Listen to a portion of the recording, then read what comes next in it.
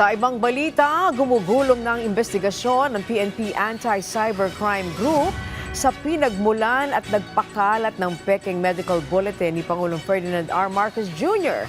Ayon sa ACG, hindi lamang uploader nito ang mananagot dahil posibleng damay rin kahit ang mga nag-share. Si Ryan Lesiges sa sentro ng balita. Bumuo na ng grupang Philippine National Police Anti-Cybercrime Group na siyang tututok sa investigasyon kaugnay sa pinagmula ng peking medical bulletin ni Pangulong Ferdinand R. Marcos Jr. na kumalat sa social media. Ayon kay PNP ACG Director Police Brigadier General Wilson Asueta, gumugulong na ang kanilang investigasyon dito. Tukoy na rin daw nila ang ilang individual na nag-post ng fake na impormasyon kaugnay sa kondisyon ng Pangulo. Nag-conduct tayo ng mga cyber patrolling at we will find out kasi yung pinag-usapan doon, yung fake documents. So kami naman ay more on online aspect ng investigation.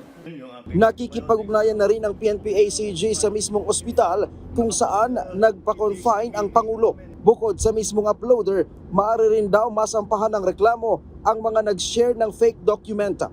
Meron tayong doon sa article ng 154 yung sa unlawful publications and of course yun ang fake news yun pertaining especially that will create chaos or harm the peace and order.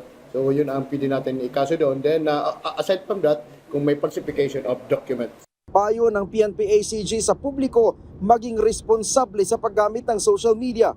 So sa ating mga kababayan, maging responsable tayo. Huwag tayo mag-share o mag-post ng mga hindi natin siguradong impormasyon. So it will create confusion and of course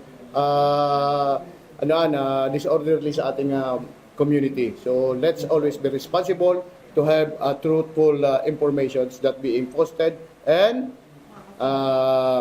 published.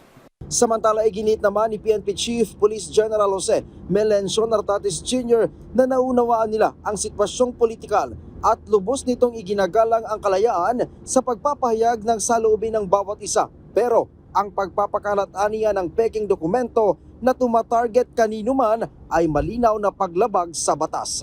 Ryan Lesiges para sa Pambansang TV sa Bagong Pilipinas.